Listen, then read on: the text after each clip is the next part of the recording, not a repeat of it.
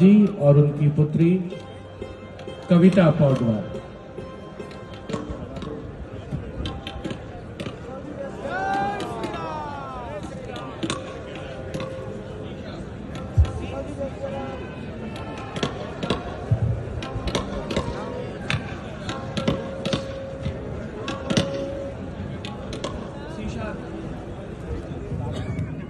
अनेक विश्व कल्याण में लगे हुए, भारत निर्माण में लगे हुए संगठनों के प्रतिनिधि, महिमा समाज, अकाली, निरंकारी, राम नामधारी, राधा स्वामी, वरकरी, वीरशैव, हर कोई भारत की समस्त मत पंथराय की जो अलग अलग धाराएं हैं वो आज उनका यहाँ पर समागम हुआ है, आज उनका यहाँ पर संगम हुआ है। और पूरी दुनिया चकित रूप में देख रही है कि किस तरीके से वैविध्य में एकता का प्रमाण, विविधता में एकता का प्रमाण, बहुरंगी सतरंगी विविध रंगी संस्कृति का आज यहाँ पर सम्मिलन हुआ है और पूरी दुनिया उल्लासित है। संभवतः इसीलिए कहा गया है कि मैं एक बिंदु परिपूर्ण सिंधु, यह मेरा हिंदू समाज, मेरा इसका संबंध अमर, मैं व्यक्ति और यह है समाज। इससे मैंने पाया तनमन, इससे मैंने पाया जीवन, मेरा तो बस कर्तव्य यही, सब कुछ कर दूं इसको अर्पण। मैं तो समाज की थाती हूँ, मैं तो समाज का सेवक हूँ, मैं तो समष्टि के लिए व्यष्टि का कर सकता बलिदान अब है। हिंदू तनमन, हिंदू जीवन, रग रग हिंदू मेरा परिचय। तो निश्चित तौर से एक जो हमारी सनातन संस्कृति का प्रतीक है वो आज पूरी दुनिया देख रही है इस परम अयोध्या धाम से। वर्षों की तपस्या पूर्ण हुई इस राष्ट्र की, कई वर्षों की तपस्या पूर्ण हुई है उन संतों की जो लगातार भगवान श्री राम के लिए अपना सर्वस्व बलिदान करते रहे।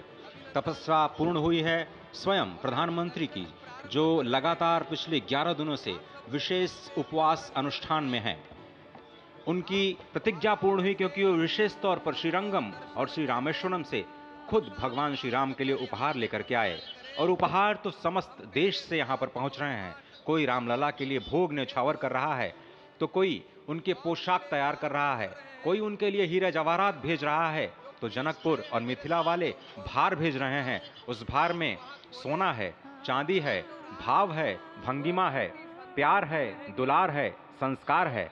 तभी तो भगवान श्री राम सबके हैं, सर्वत्र हैं। और इसीलिए शायद ही कोई ऐसा राज्य हो इस राष्ट्र का जिसने भारत भूमि में अयोध्या धाम में भगवान श्री राम के नव्य और भव्य मंदिर के निर्माण में अपना योगदान न दिया हो। यहाँ पर पत्थर आते हैं राजस्थान से, कारीगरी होती है तमिलनाडु से, पच्चीकारी होती है उड़ीसा से, श्रमजीवी होते हैं बिहार और उत्तर प्रदेश से, और जो प्राण प्रतिष्ठा होती है वो 140 करोड़ लोगों के जनमानस की भावना को केंद्र में रखकर राष्ट्र के अध्यक्ष, राष्ट्र के नेता प्रधानमंत्री मोदी स्वयं प्रतिष्ठित करते हैं भगवान श्री राम को चेतन स्वरूप में सभी के लिए, क्योंकि भगवान श्री राम सबके हैं, सर्वत्र हैं। और वही आह्वान उन्होंने किया है, वो आह्वान है कि भक्ति मुक्ति साधकम भारतम, धर्म कर्म नैष्ठिकम भारतम, रीति नीति संस्कृतम भारतम, शस्त्र शास्त्र धारकम भारतम, शक्ति युक्ति समृतम भारतम। और निश्चित तौर से ये आज एक संकल्प के सिद्धि का दिन है और आज ही एक शपथ लेने का भी दिन है, आज ही एक और सौगंध लेने का दिन है जिसमें कहा जाता है कि अजय्याम च विश्वस्व देही शक्तिम सुशीलम जगद्येन नम्रम भवेत, श्रुतम चैवयत यत् कंटकाकीर्ण मार्गम स्वयं स्वीकृतम न सुगम कार्येत। हे प्रभु, हमें ऐसी शक्ति दे कि विश्व में हमें कोई चुनौती न दे सके, ऐसा शुद्ध चरित्र दे जिसके समक्ष संपूर्ण विश्व नतमस्तक हो, और ऐसा ज्ञान दे जो कि स्वयं स्वीकृत कंटकाकीर्ण मार्ग को सुगम बना दे। और सभी कंटकाकीर्ण मार्गों को सुगम बनाते हुए हम भारत को जगत गुरु की पदवी पर विश्व में स्थापित कर सके। यही कहा गया है कि परम वैभवम में नेतु मेतत् स्वराष्ट्रम, हम अपने राष्ट्र को परम वैभव पर प्रतिष्ठित करें। और इसी का आह्वान प्रधानमंत्री नरेंद्र मोदी ने अयोध्या धराधाम से आज इस युगांतकारी क्षण में दुनिया को दिया है। और इस वक्त आप देखिए संतों के लिए दरवाजे खुल चुके हैं भगवान श्री राम के, मर्यादा पुरुषोत्तम श्री राम के। प्राण प्रतिष्ठा के तुरंत बाद संत जन चल चुके हैं प्रभु श्री राम के उस अलौकिक और दिव्य छवि का दर्शन करने के लिए, जो बाल रूप में एक बार फिर से पूरी दुनिया को मोहित कर रही है, आकर्षित कर रही है। क्यों न हो। अयोध्याम च परब्रह्म सरयुः सगुणप्पमान तन्निवासी जगन्नाथ सत्यम सत्यम वदाम्यहम्।